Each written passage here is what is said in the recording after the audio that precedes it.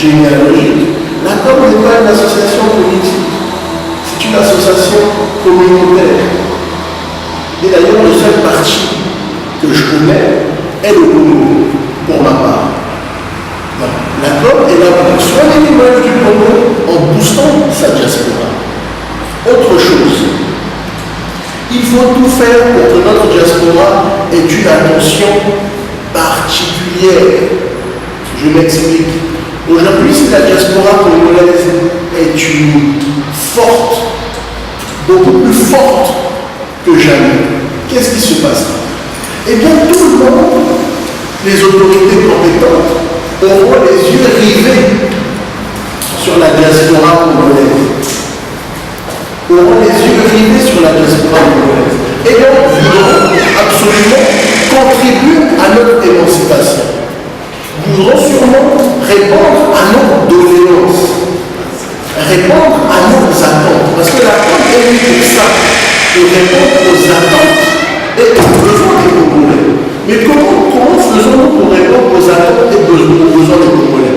Déjà, il faut apprendre à se connaître. Il faut déjà multiplier les rencontres, se structurer et identifier, vautiller le maximum de problèmes rencontrés au quotidien ici au Maroc.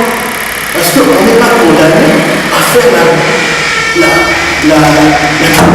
expérience de nous-mêmes au Maroc. Je répète encore une fois, les amis, il n'y a rien de mieux qu'une famille rassemblée.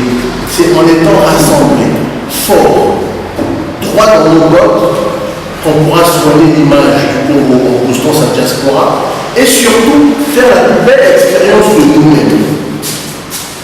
Un autre objectif, structurer les communautés préexistantes pour optimiser leur efficacité, pour soigner notre image, pour contribuer à l'émancipation de la diaspora et à notre émancipation individuelle. Parce qu'en vérité, on gagne plus en donnant qu'en recevant. C'est même spirituellement prouvé. C'est écrit dans la Bible et dans tous les livres saints, on gagne plus en donnant qu'en recevant. Donc, il faut structurer les communautés préexistantes. Parce qu'une armée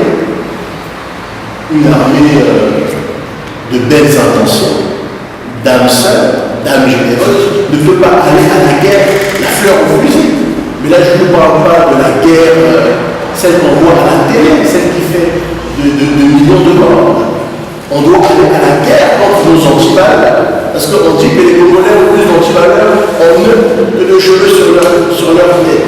On doit aller à la guerre contre la dévalorisation de nous-mêmes. On doit aller à la guerre contre le laxisme, la nonchalance. On doit aller à la guerre contre le défaitisme.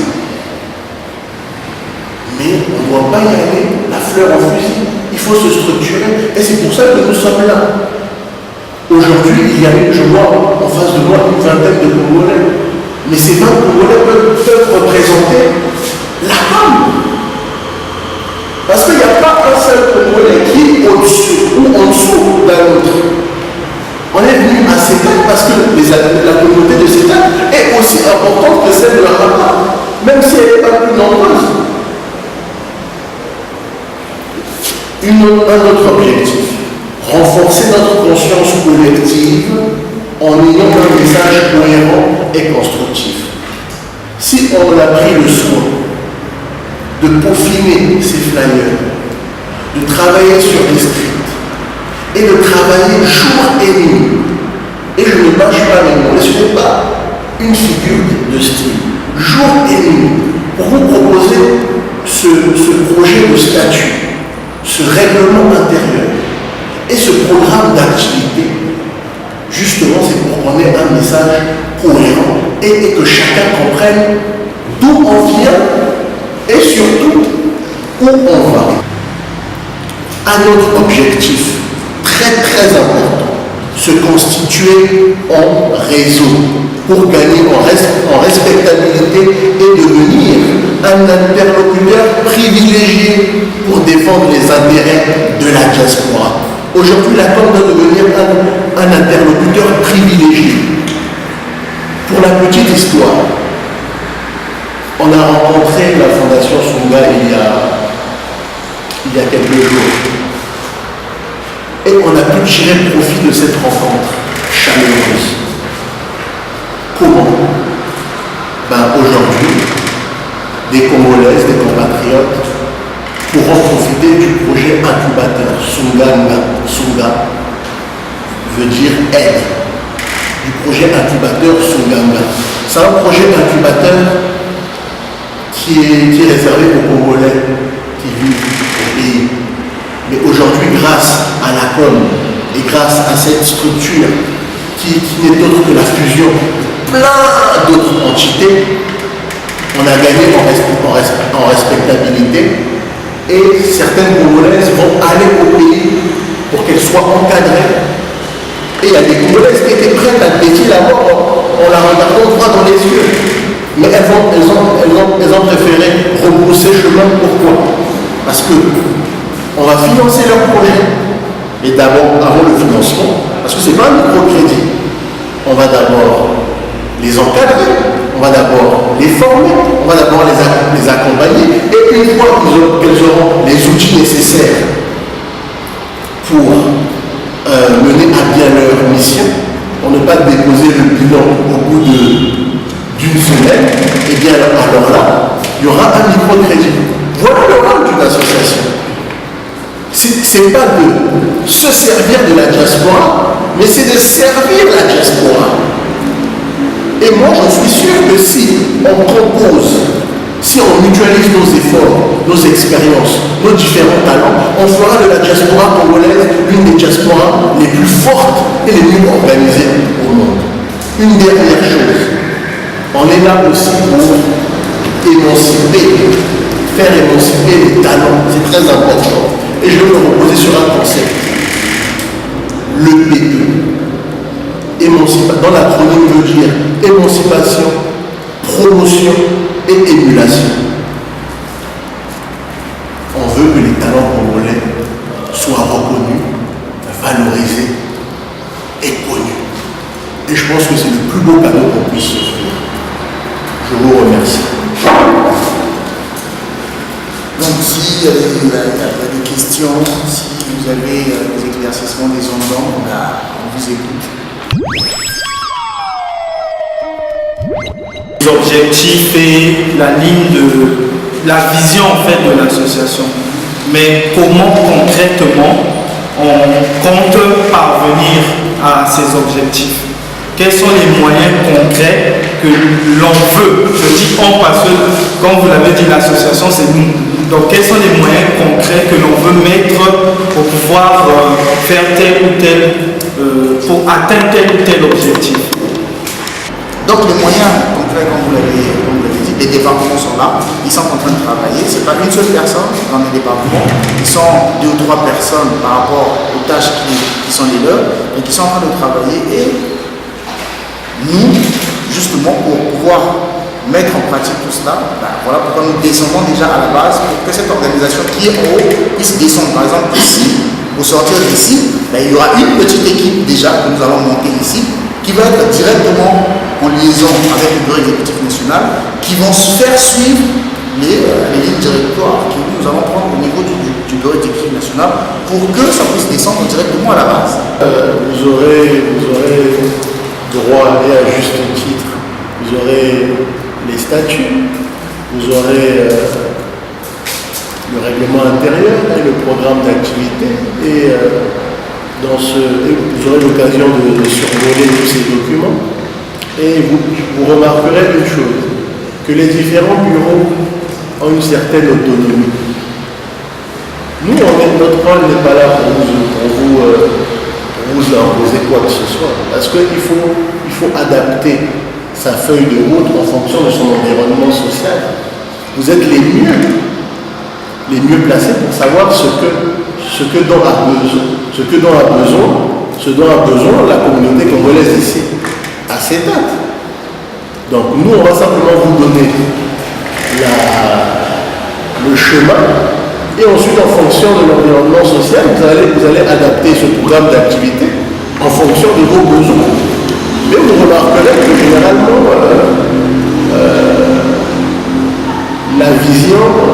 des points de convergence. Généralement, on croit aux mêmes difficultés. Celui de l'intégration professionnelle, parfois celui de l'intégration sociale, tout simplement. Parfois, les étudiants sont mal encadrés, sont mal guidés. Les mêmes questions qu'on pond le guide de l'étudiant. Congolais au Maroc, comme ça, dès qu'il arrive ici, il est réceptionné par le département académique, qui le guide, qui lui montre le panel de toutes les écoles qui l'intéressent, bien sûr, et en fonction de sa formation.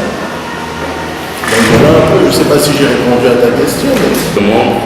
Parce que une information comme ça en passant, tout Congolais est membre de l'accord. Ce que nous attendons de vous, c'est l'engagement, sinon que la participation, la motivation. Il faudrait que vous répondiez présent aux initiatives de l'accord. C'est ce qu'on attend d'un membre de l'accord pour un premier temps. Après, s'il y a des projets qui rentrent dans le sens de l'apporter un petit plus à l'accord, et bien les portes sont grandement ouvertes pour ces personnes. L'association. Parce que vous avez des activités de frais de multiplication, tout ça bien quelqu'un qui finance là, donc j'aimerais bien savoir que le financement de l'action. Et en deuxième second lieu, comme vous avez mentionné tout à l'heure l'intégration professionnelle. Et donc j'aimerais savoir quels programmes mis en place, quel encadrement qui a été décidé pour l'intégration professionnelle. Est-ce que ça se passe ici au Maroc? Est-ce que c'est au pays? Est-ce que une répétition de tout ça? On a eu l'occasion, on a eu la chance d'avoir organisé la journée culturelle nationale, la fameuse journée culturelle nationale, qui a rassemblé toutes les communautés, plus ou moins, ont été représentées au sein de cette journée. Même celle de CEPAD, je crois. C'était une première. Comment on a pu financer cette journée culturelle?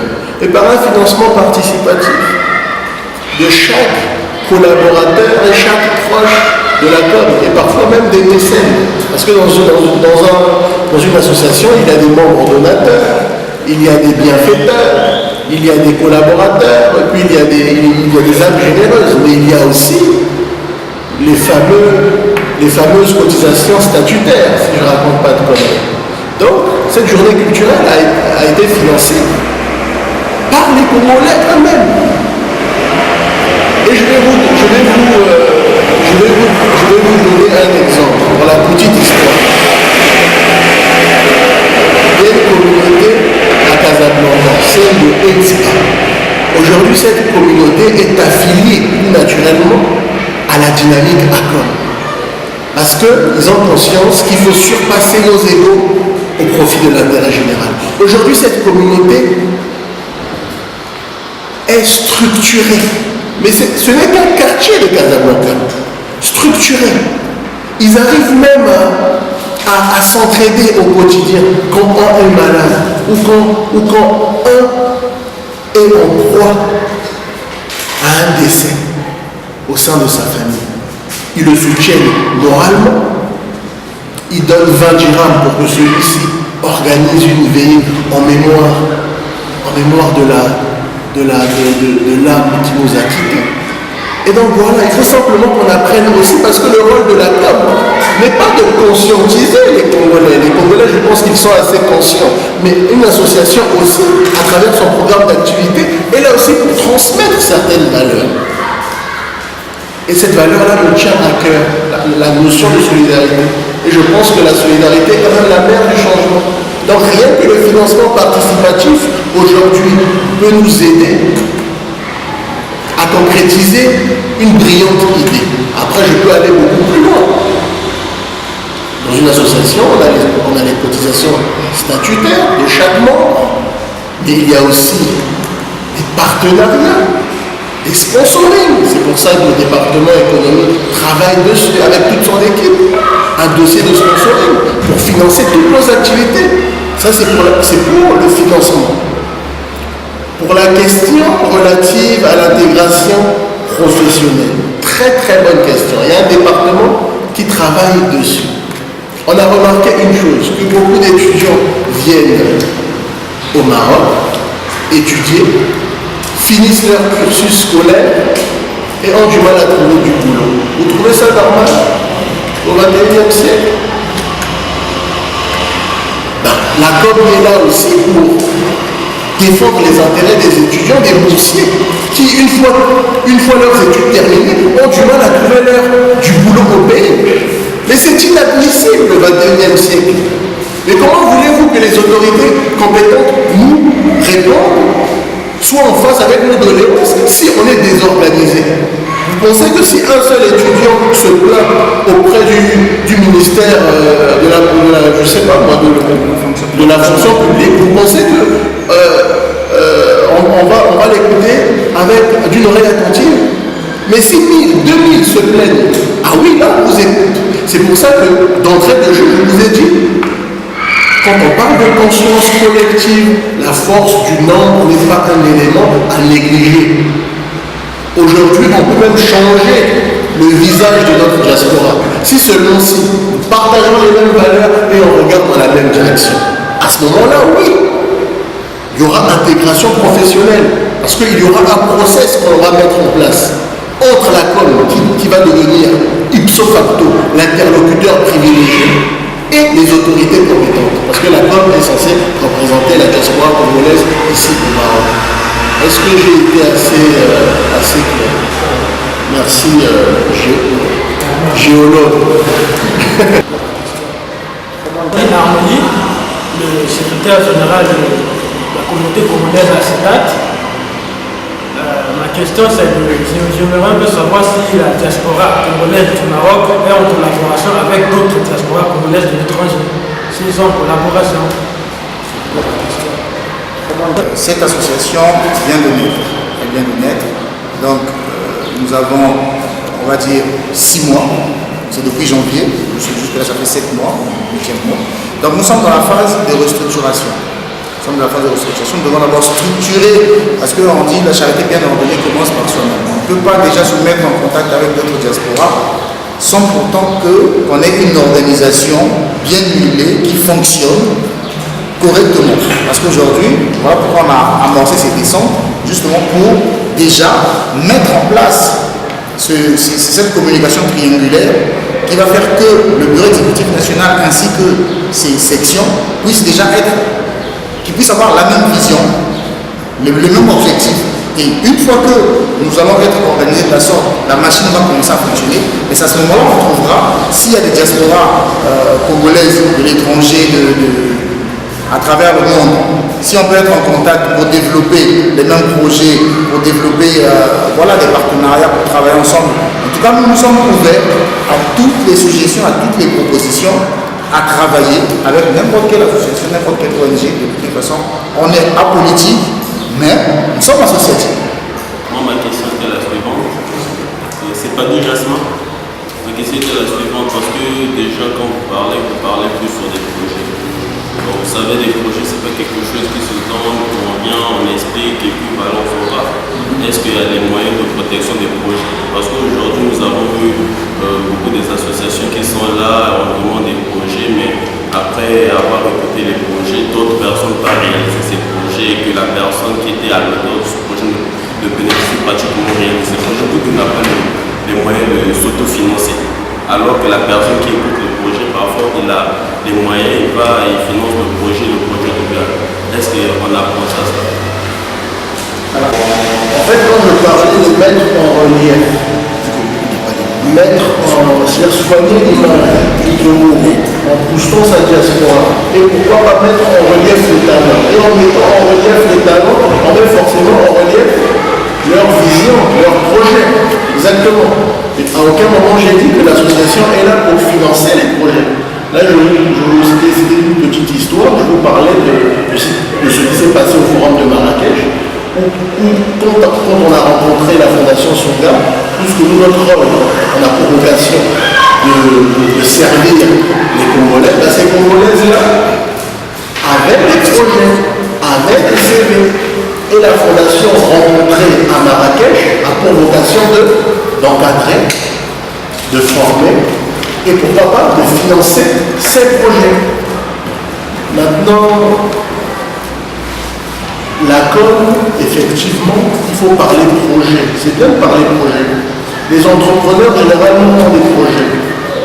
Mais la com n'est pas un label de qualité. La com n'est pas un mécène.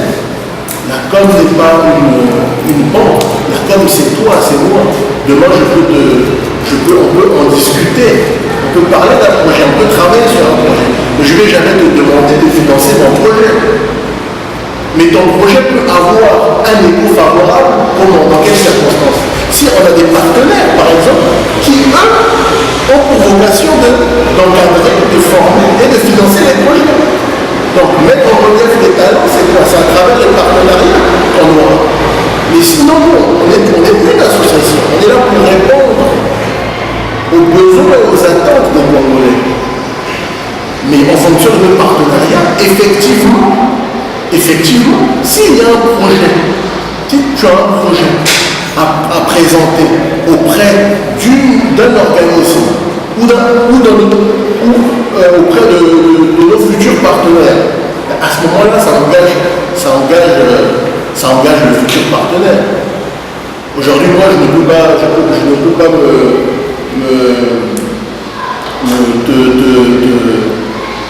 te rassurer, te dire à 100%, je ne connais pas, je n'ai pas fait une enquête de moralité sur les futurs partenaires. J'ai aucune boule de cristal pour te dire si on va te voler ton projet ou non. Mais si la personne le fait, en tout cas, il ira à l'encontre des conventions signées. Parce que c'est un crime, c'est de la malhonnêteté intellectuelle. Aujourd'hui, tu ne peux pas donner un projet à une fondation et qui va s'en servir à des fins personnelles. L'ambassade du Congo, vous avez fait l'accord. Très bien. Déjà, nous avons été reçus par l'ambassade, donc par toute l'équipe de l'ambassade. Nous avons présenté l'association. Les documents on leur a présenté déjà les documents. Et même, comme le président a dit tout à l'heure, nous avons la lettre d'accréditation de l'ambassade. L'ambassadeur nous a écrit une lettre d'accréditation qui va nous permettre de constituer le dossier et déposer à la wilaya pour obtenir le récépissé le plus rapidement possible. Et donc l'ambassade, c'est le parrain, justement, on peut dire le parrain des autres associations. Donc on travaille en collaboration avec l'ambassade. Et aujourd'hui, la dernière fois, je pense que vous étiez là, lors de la dernière journée culturelle, c'est pour la première fois que le premier conseil, donc l'un des membres de l'ambassade, puisse assister à une journée culturelle organisée ici au Maroc par les Congolais. Donc ils étaient là et ils ont apporté ce qu'ils ont pu apporter à l'organisation de cette journée-là. Donc on travaille ensemble avec eux. Je ne sais pas si... à mettre en fait, quels sont les critères pour intégrer la formation Sunga? La formation Sunga. Tu as peut-être manqué une petite étape de mon raisonnement. En fait, c'était une anecdote. Il y a quelques jours, on a rencontré la Fondation Sunga. La Fondation Sunga est pilotée d'une main de maître par Daniel Sassou Nguesso, donc qui a voulu rencontrer la com. On était agréablement surpris, la Fondation Sunga veut rencontrer la com, mais surtout la diaspora est représentée par la com. Et donc c'est dans ce contexte-là que ces femmes, d'ailleurs on en a deux dans la salle, qui ont participé à ce forum à Marrakech, qui ont gain de cause, parce qu'aujourd'hui, elles peuvent, il leur est demandé de donner leur CV ou leur avant-projet pour que la Fondation Sunga leur fasse profiter de ce projet incubateur. Mais malheureusement, hélas, concerne que les femmes.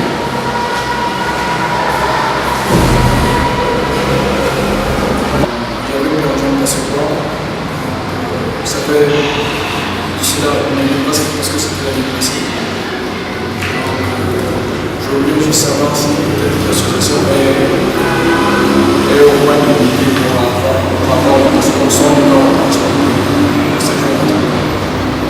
Est-ce que la question va toujours revenir, On en a, comme la question qu'avait posée mon cher frère, on en a discuté avec l'ambassade. Et aujourd'hui, l'ambassade, ils nous ont dit ça clairement. Ils disent comment vous pouvez régler ce problème puisque vous n'êtes pas organisé. On ne va pas appeler ou envoyer une demande au ministère des Affaires étrangères ou au ministère de l'Intérieur quand deux Congolais ou un Congolais vient dire que non, moi je n'ai plus de passeport. On ne peut pas dépêcher une mission parce que c'est toute une mission, ça va nécessiter des moyens, la logistique, tout ça. Donc il faut que vous soyez organisé. Vous nous emmenez du lourd, du consistant. C'est-à-dire qu'il y a une liste de 500 personnes, 1000 personnes qui ont besoin des passeports. À ce moment-là, on va écrire, on va envoyer au ministère des Affaires étrangères, au ministère de l'Intérieur, et ils vont voir, il y a 1000 Congolais quand même, ça fait beaucoup. Ils vont réfléchir sur la question et ils vont envoyer une mission comme la dernière fois ils ont fait en France. Il y a eu un recensement et on a envoyé une mission. Donc, nous sommes, comme on venait de le dire tout à l'heure, nous sommes dans la phase de structuration, nous sommes en train de restructurer d'abord les communautés qui sont en place. Une fois que la restructuration sera faite, il y aura un recensement qui va se faire à ce niveau-là pour tous les Congolais qui ont les passeports expirés ou qui ont les passeports perdus. On va faire un recensement de tous ces Congolais-là que nous avons adressé une demande officielle avec des obligations, bien entendu, qu'on va envoyer soit au niveau du ministère des Affaires étrangères ou du ministère de l'Intérieur également, même au secrétariat général du gouvernement aussi. Cette rencontre, j'espère que c'est une rencontre enrichissante. J'espère qu'elle vous a édifié sur les objectifs de l'accord, sur ces enjeux. Et je voudrais préciser que comme vous avez pu le remarquer, on a vraiment dépassé l'aspect événementiel, l'aspect du divertissement. Cette association n'est pas née pour faire comme danser les Congolais. Non.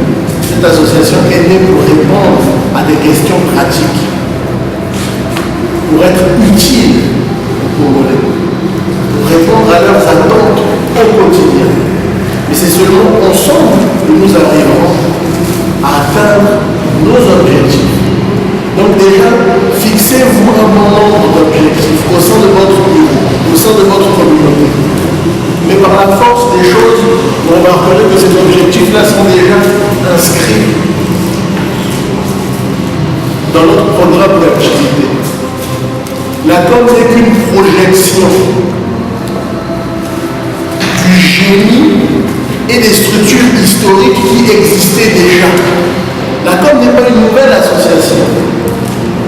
La com n'est que la projection de ces associations qui ont décidé de capitaliser leur expérience et de mutualiser leurs efforts. Et je suis fier pour la qualité, c'est pas un débat, mais la qualité de cette rencontre. J'ai noté rigoureusement la plupart de vos questions.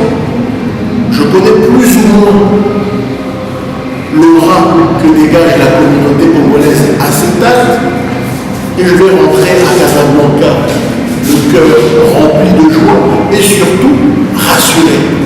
Parce que ici, apparemment, on a une communauté congolaise qui est prête à faire la plus belle expérience d'elle-même et qui veut vraiment changer les choses et bouger les lignes et enfin servir à quelque chose.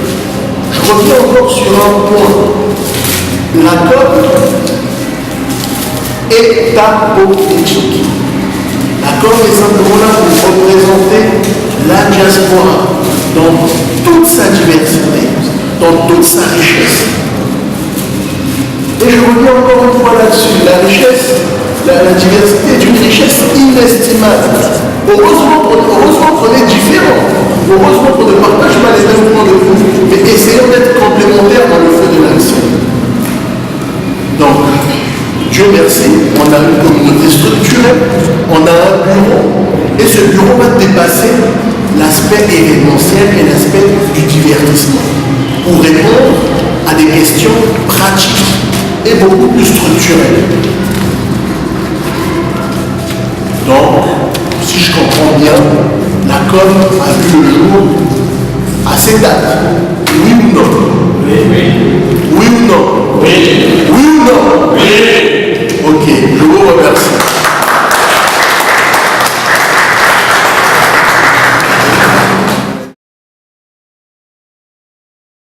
Tout d'abord, je suis extrêmement heureux que la com ait pensé à la petite ville de Stade qui est parfois oubliée sur la carte. Cela prouve effectivement que la com pense vraiment à tous les Congolais présents au Maroc. Au terme de cette réunion qui nous a présenté en quelque sorte le projet principal et la vision globale de la com, je suis extrêmement heureux de constater que cette vision est une vision qui m'est très chère parce que c'est quelque chose de très important de fédérer tous ceux qui sont ici. Et au terme de cette réunion, je me rends compte que le Congolais au Maroc n'est plus seul. Il peut compter sur quelqu'un pour l'accompagner dans toutes les démarches qu'il a à faire. Et nous serons tous unis ensemble et je l'espère, cela perdurera pour toujours. Merci. Bon, tout d'abord, je dois dire que mes impressions sont très bonnes et moi, je salue l'initiative qui a été prise par l'association ACOM. Et donc, de par mon expérience, ça fait 7 ans que je suis ici au Maroc et j'ai constaté de par les villes où je suis passé, notamment à Oujda, ici à Setat aussi, que les Congolais ne sont pas très unis et c'est vraiment le pincement de cœur que j'ai durant ces années. Et donc voilà, qu'il y a une association qui nous unisse, qui resserre un peu les liens. Donc je pense que c'est une bonne initiative et moi, je ne peux que souhaiter du bien. Et voilà, afin que chaque Congolais se retrouve et aille de l'avant pour le bien de notre pays. Voilà donc ce que je peux dire. Merci. Je suis Elda Mbungu, étudiante à Stade. Aujourd'hui, nous sommes le 30 juillet 2016 à Stade. Nous sommes très ravis de recevoir la com, précisément à la Maison des Jeunes, comme on le voit. Ils sont la bienvenue. J'aimerais que plus tard que cela se produise encore plus mieux. Merci.